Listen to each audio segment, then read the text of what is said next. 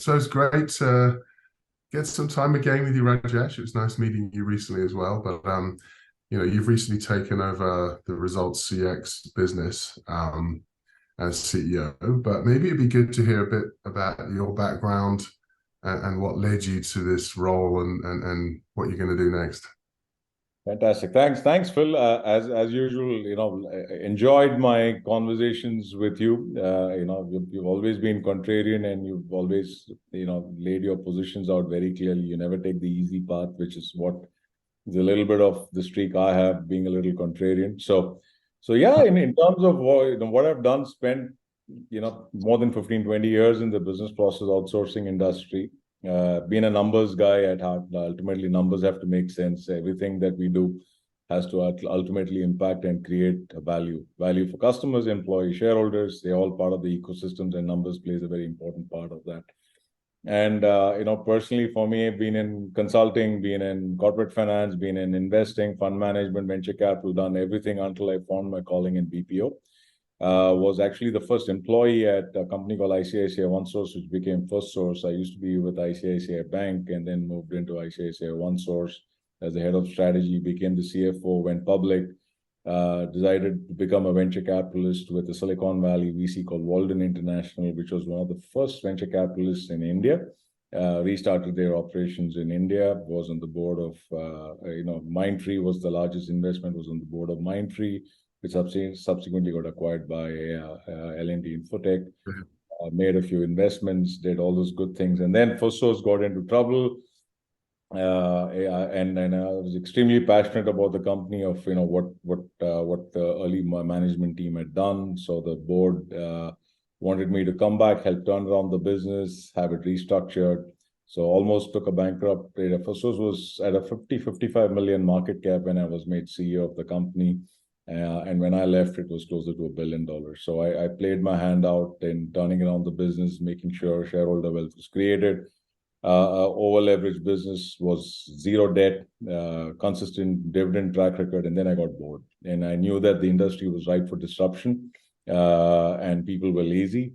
When I say people, I'm saying the industry got a little lazy because, everybody was a public company.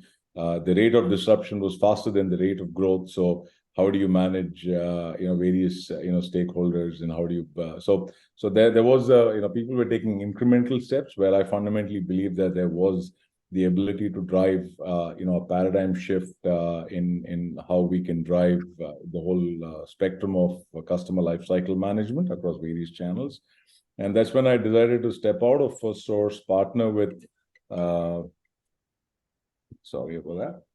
partner with a private equity fund that would have the similar value systems, similar cultural alignment, and similar, I would say, going down to the point of saying ethics in terms of how we build responsible businesses that creates value for all stakeholders. And that's how I aligned with Chris Cap early in 2020 after I left FirstSource late in 2019. And then the pandemic hit. Everything that we thought was around digital evangelizations to digitally naive industries, various industries became pretty native because, the pivot to work from home at a basic minimum ensured that people had to open their, black boxes so that, customer experience didn't suffer. So the rate of digital adoption became very different. So earlier our strategy was to do roll-ups of smaller assets in domains which we believe had various maturities of where disruption could be played, consumer tech at the highest, healthcare at the lowest, and everything else in between. So we had a clear strategy. And then with the pivot, thanks to the pandemic, what happened, we said, let's go buy a bigger asset because we don't need to evangelize. So there is a certain guardrails which have been established that people are comfortable. And then the incremental growth that you drive from there was a lot more significant than what would have happened, if the pandemic hadn't happened. So that's how we were looking at several deals.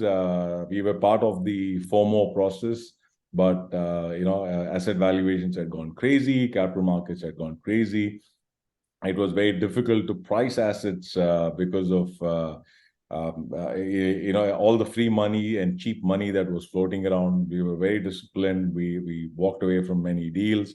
And then we landed ResultsCX, and serendipity. It ticked all our boxes. It was an asset which was a well-kept secret. It was 30 years in existence when we bought it. Nobody knew about ResultsCX. It was $400 million in revenues and scale and size. It ticked the box. It had more than 45% of revenues from healthcare payer. It's a business we really like because there's a lot of inefficiencies there. Payers have been acquisited themselves. They make a lot of money.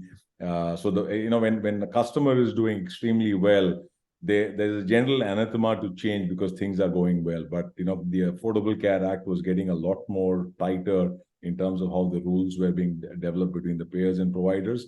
And there would have been an inflection point where they would have to embrace a different level of digitization. And that's the bet we were taking, saying that that's an industry vertical which will hit that inflection point, and then you're going to see some very different level of growth rates. What you would have seen with banking in 2000, post the Lehman crisis, what banking, fintech, and the emergence of that category, a similar wave would be in healthcare, and we said that's the industry vertical we should bet on. And ResultsCX was big on that, big on retail, B2B2C industries, like in home improvement, in consumer tech, small customers in consumer tech, which had a lot of potential. So overall, we liked the package. We got it at a reasonable price in those days where market valuations were high. And it's been a fantastic journey, and we've done pretty well. From the time we bought the business to now, we've grown at a CAGR of over 20%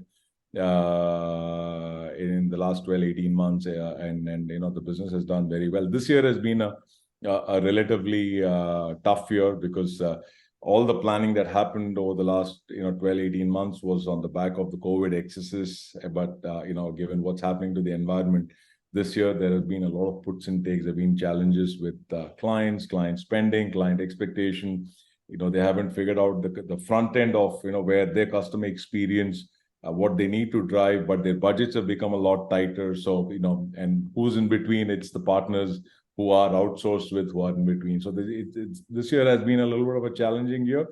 But whenever there's a challenge, never lose a crisis or a good challenge. I mean, it just drives the next level of innovation to enable clients to agree to conversations and ideas and execution, which then makes it a win-win. So where I'm going with this is, if I was predominantly being valued as a vendor, where I was told what I was supposed to be doing, the transition to advising the client as to what is the outcome I can drive and where I put skin in the game, where I can drive outcomes and then get the benefit, is where I align myself without at a tactical level affecting their budgets, but any improvement over the budgets they have, I get a piece of it, drives non-linearity in both my relationship, in my revenue growth, and in my profitability.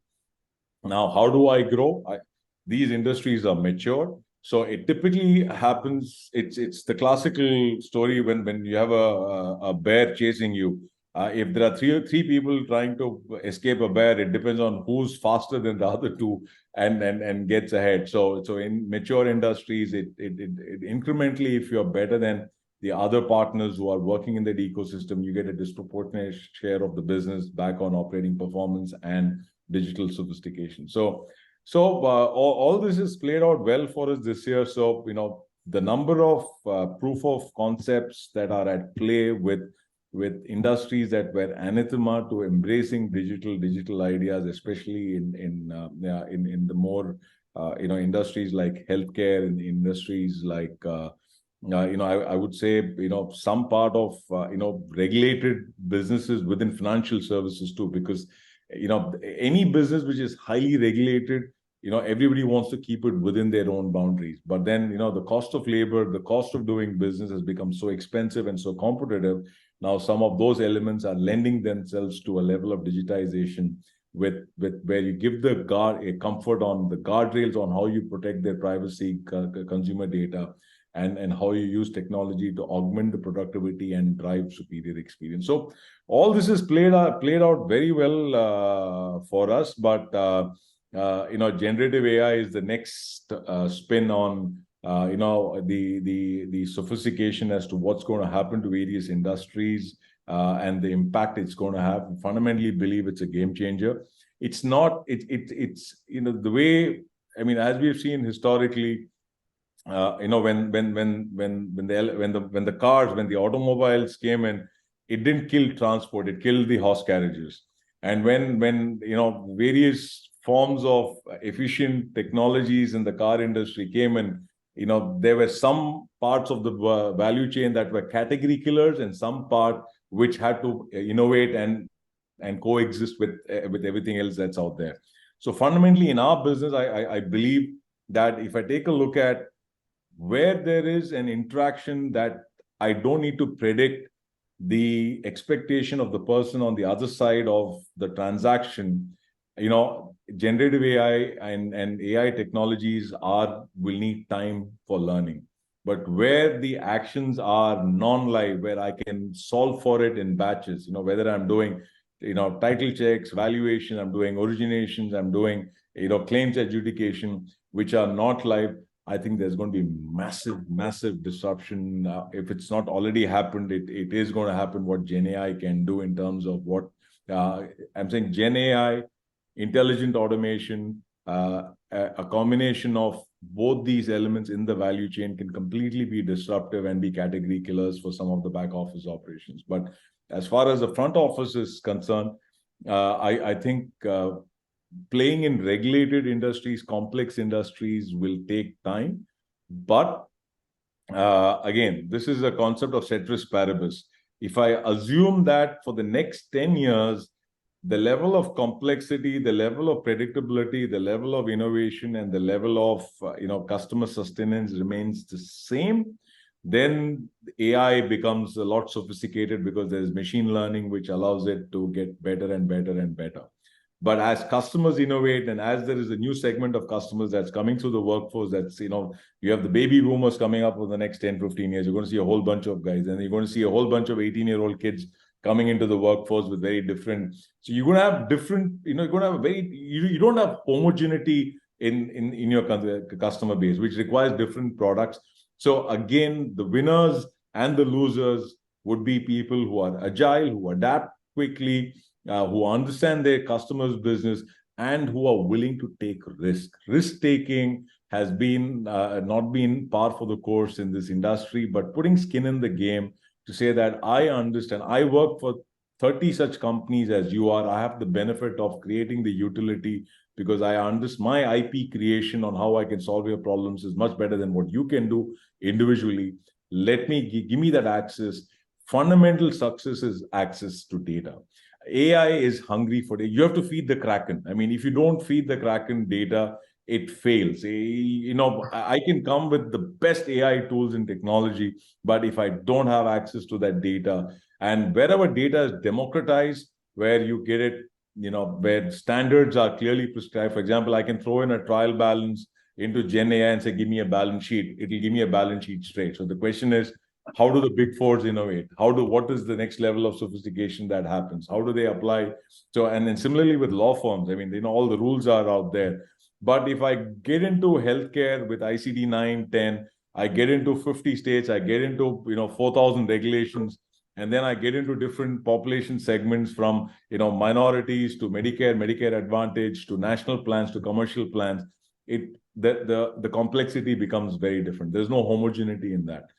And again, if all that remains stable for the next 10 years, GenAI will clearly have a differential impact in terms of how they drive customer experience. But GenAI needs to learn. It needs data. So customers, would they be willing to open the kimono or not is also a function of that favorite, all your physics lessons start coming up. For every action, there's an equal and opposite reaction. For every time there is something which, you want to do good using AI, there are bad actors that create the narrative that enables, the ability to change what the intended outcome is because of where these bad actors are coming from, and that ensures significant penalties for our clients, especially when they are in regulated business. I mean, every business, you don't want bad customer experiences, but especially when you get into deeper regulated industries, it becomes that much more of a challenge. So, if I declutter all this and if I put this in the matrix in terms of, where are the businesses you stay away, which are going to be category killers? I mean, it's just going to kill a whole bunch of things. Where are the businesses where it's going to take time if there is a stable, steady, predictable data source that doesn't change? It's going to have a certain timing impact to sunset. And which is a segment which is going to be dynamic, which will happen over the next 10, 15 years, and how do you play in that segment? So that's how I see this whole paradigm shift playing out, Phil. Pretty long narration to a very simple question, but I thought it'll be interesting to put the perspective on the table. Yeah, so you mentioned a lot about AI technologies, GenAI in particular, and we've got brand new data from the Global 2000 to show that customer operations is the number one area that they expect investments around GenAI to take place. But and also a large number of them say they've started implementations. But I'm also seeing a lot of resistance to change going on as well amongst a lot of enterprises. So while they can see the promise, we've actually got some technology out there that has a ceiling of real value. Beyond that ceiling, we don't know. What do you think is holding customers back from maybe being more aggressive with this, maybe trying to get ahead of the curve? I have an excellent question, Phil. It again comes back to the fact is that, to the point of every action has an equal and opposite reaction. What happens if if the narrative of what the AI is supposed to do becomes detrimental to the health of their business? I mean, the genie's out of the box. Can they control how AI is going to impact them in the way they want to drive the outcome? They know the answers. They know AI is nothing but machine learning. It basically, if I go and pick up a conversation with the client, and they have a problem with their claim status, they have a problem with their mortgage, and they're going to be late on their pay, whatever is it, I solve for it in a certain way and I deliver an excellent outcome. So if I have an AI tagging me, the AI learns what is the perfect call that has happened. And then what today AI, the investments are happening is that next time a similar call happens, it tells that agent sitting across the universe from Philippines to the US and every country in between, which are the tabs you use to solve for this kind of a query that is coming in, which then reduces the time, and ultimately the machine learning ensures that the person, which is right now, it's all person dependent and no AI, person dependent, some AI, and then the AI maturity keeps increasing, and then you don't need that person on the call for the same type of. But what happens is if the AI starts learning and starts creating a narrative ahead of what is required as a solution, which is what people are worried about. So then the question is, what is the regulatory framework that is required to ensure that AI doesn't go rogue and AI doesn't ensure it doesn't create a machine learning language which is ahead and drives its own narrative basis somebody who wants to drive a certain agenda within the customer. So it is the fear of the unknown, and then you map it back with customer behavior and what happens to the customer's own business, which comes back to your brand and customer profile. So if I take a look at businesses whose revenues are under threat every day, I mean, if I take a look at OTT players, if I take a look at telecom companies, cable companies, if I take a look at anyone who's where customers have the ability to churn and have multiple choices. It could be credit card companies. They have choices. They can go anywhere, and they treat it as a convenience and not as a brand. I mean, they don't associate with the brand. Probably only Amex has the ability created that I want to be with Amex. They charge me an entry fee, but I'd rather pay the fee because when I use an Amex Platinum, it gives me a certain affiliation to a certain standing. Maybe so that is where the customers identify with the brand. But if somebody, as long as my credit card works, as long as I'm able to get balance transfers, as long as I'm getting a APR which suits my requirement, I don't care who I am with. It's a convenience which matters. So when it comes to those segment of customers, they want to adopt this faster because it reduces their cost to serve, which allows them a lot more money in pricing and customer acquisition, and it helps them either stay in the same place or it helps them pull ahead of competition, given the differential experience they have. But then I bring that back to something like healthcare or insurance, life insurance, or I bring it back into segments of financial services which have massive regulatory nuances. I mean, you have a bad customer experience, the regulator can fine you billions of dollars if the customer experience goes wrong. And to that extent, that's where the reticence is. And then if I take a look at regulated industries between financial services and healthcare, financial services spends about $200,000 per employee on technology, whereas healthcare the number would be about $25,000. So you already have, you have an industry that spends 18% of America's GDP on a certain vertical, which is healthcare. And within that, you have so many broken systems that the opportunity to drive an inflection point where you can use AI incrementally and get people the confidence that it's going to make an impact.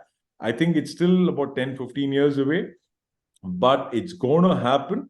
But again, as I keep saying, if the world is static, it can get to that perfect world, but every customer innovates, a new segment of customers which come in. So there will be a coexistence between AI and human intervention. So the way I see it, regulated industries is going to be, deep domain regulated industries will be a little tougher, and people will be more scared. And industries which are more consumer oriented, where it's a survival, it's I have to defend my ARPU every day.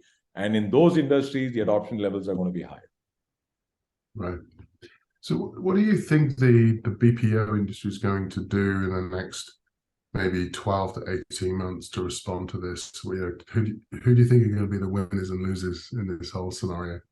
So absolutely. So for me, the BPO players, fundamentally, you need table stakes are execution. You need to execute flawlessly in what you're doing. You need a consulting layer. You need to understand your customer's business. Gone are the days when you're just executing on what the customers are telling you. And now are the days when you're telling the customer what the white spaces are, how things are working on. And three, you need domain expertise. You need to understand the industry vertical you're in. You cannot be a horizontal player saying, hey, I'll give you, 50 seats in this country at this price. I'll give you 50. Then you become a staffing company. So from being a staffing company you're viewed as a vendor to being a strategic partner where you're driving outcomes, that's going to define who are the winners and who are going to be the losers.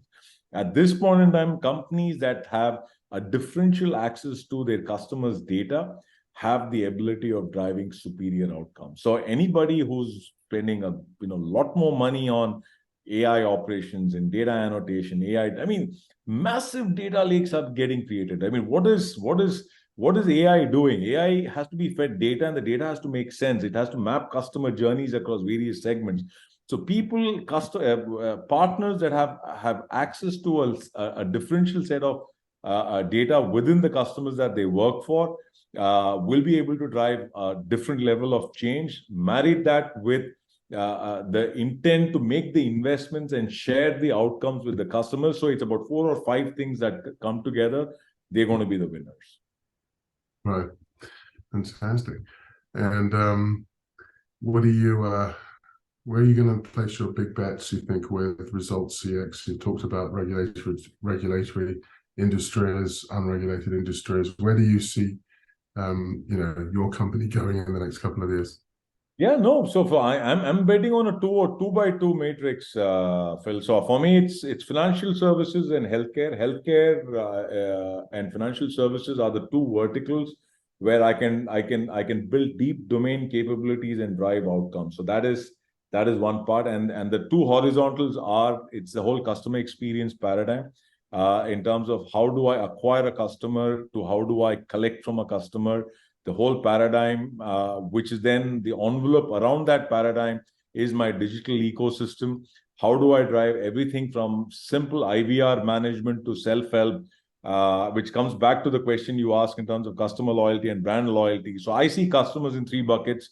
The industry sees customers in 3. When I say I'm being naive, but customers are either promoters, they are passive, or they are detractors. So promoters are the ones that have the affiliation with the brand. They like the brand because the brand has done something good for them. Even if the brand makes mistakes, they'll give them a chance. So it's your Delta experience. So Delta has been an outstanding airline, but they've had some challenges, but they still will fly with Delta because they believe that Delta gives them that safe, similar with Amex. But everything else, for every other airline, it's who do I have maximum miles with, who gives me the best free tickets, or which is the best convenience. There's no loyalty. So they are the passive ones. They are the ones in between that are looking for convenience and they don't care what happens. And then you have the detractors. You have the detractors who are the ones who would be upset irrespective of what you give them. So then, the promoters are the ones whose lifetime value is significantly higher than the cost to manage them, and they drive the highest market cap for our clients. The ones which are passive, you create the interventions to push them to being a promoter, which is sell more into them and retain them better, and you need data for that. So that's, you move them to the right of the spectrum. On the left are the passive ones, which is what we tell our clients. If their lifetime value is greater than the cost to serve, you find them how to make them passive. But if that's not the case, if they're equal or lesser and you don't have the potential, let them churn. Let them be on your website and help themselves. Let them be on your IVR. If they have to solve their problems on their own, do not give them that omni-channel experience because they have no gratification for the brand. So those are the customers you possibly don't need, and you take that capital and you allocate it to your passive to move to promoters and go deeper with your promoters. So that's how I see the game playing. Good. Well, thank you so much for your time, Rajesh. It's been great to hear your deep views on where we are, what's happening, particularly in the CX industry, and I look forward to the continued dialogue in the future. So wonderful catching up with you. Yes, you too, very much so. Thank you, Rajesh.